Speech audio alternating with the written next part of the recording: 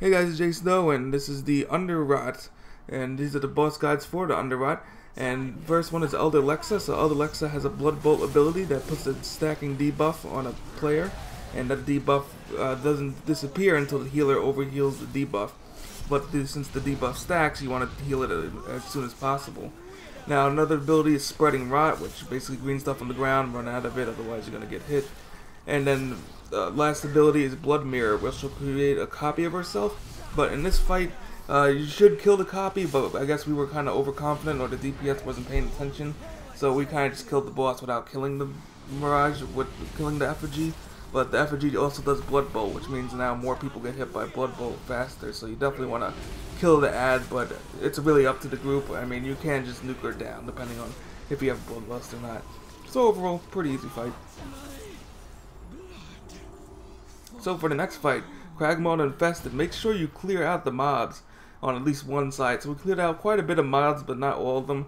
I mean, if you really want to, you can clear the whole room, but it's not really necessary. And what this guy does is he spawns grubs on the floor. So these grubs have to be stepped on, otherwise it creates a whole bunch of ads, and you're going to have a really, really bad time. So I tank him kind of near the back by the bones, because you want to get avoid the indigestion, or whatever that's called. It shoots the blood out in front of you, so tanks have to make sure the boss is not facing any other players.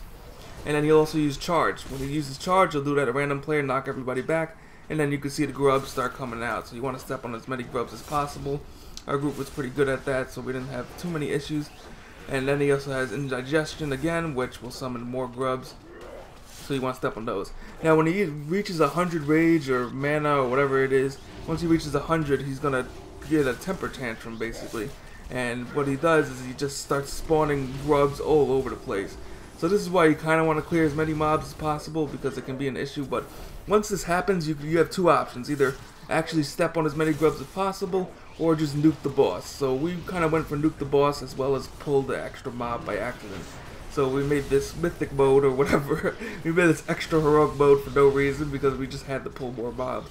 But otherwise, pretty easy fun fight. I mean, even with the extra mob, and I'm only at item level 310, which is pretty low for heroics. Basically almost the minimum for heroics, so we didn't have too much of an issue. But as you can see, you can just nuke them down before too many ads pop up. So pretty easy. Alright, so the next fight is Spore Crawler Ancha. So Spore Crawler Ancha is an interesting fight. It's about the same as normal mode, except for one extra mechanic. So what you want to do is you're going to see shrooms pop up all over the place. Now apparently you can stand right on top of them and you'll slowly be able to destroy them, but I can't test that because I wasn't actually a DPS. I'm more worried about the shockwave, because what shockwave does is it destroys all shrooms in front of you. So as a tank, you want to actually position yourself right in front of right in back of the shrooms so they get destroyed by shockwave. Now you're going to see really big shrooms in the back, so once those appear, you're going to have to start running around in circles. As you can see, just big blobs of shrooms all over the place, which lasts about a couple of seconds, so it's not a huge deal, but it makes everybody have to move. Last ability is Upheaval, where you'll see a marker on somebody, and what that means is the person with the marker needs to go next to a shroom, because the shroom will be destroyed upon the upheaval. So if you get Upheaval, run over to a bunch of shrooms, and then you'll take some damage and the shrooms will be destroyed. But otherwise, once the second phase happens, you really want, right after the big shrooms, you really want to just nuke the boss, because the tons of there's just shrooms everywhere. And if you let them explode, you're probably going to die to the debuff. So as you can see, there was like 10 plus shrooms, so letting those explode without killing them would have been really bad. So this leads us to the last boss, Unbound Abomination. So this boss is pretty difficult. I can only imagine this is a nightmare on mythic difficulty. But basically what you want to do is you want to DPS the boss as usual, but the boss doesn't actually take damage. What he takes damage from is once you hit 100 rage, once he hits 100 rage, he pops up 2 little spawns. And now these 2 little spawns are basically what his health is. If you kill the little ads, they take down, they do damage to his health. And you also get help from this little Titan dude who stuns them and does a quick quick buff that gets rid of goo on the ground. So also you don't want to step in the goo. There's goo everywhere in this fight. And you'll get a cleansing buff really quick to get rid of some of the goo, but it's not all of the goo. Otherwise the Titan will stun the extra mobs for you, so you can kill them really quickly, which is kind of cool. I wonder if he's actually still there in mythic mode. Probably not, because it would make it so easy.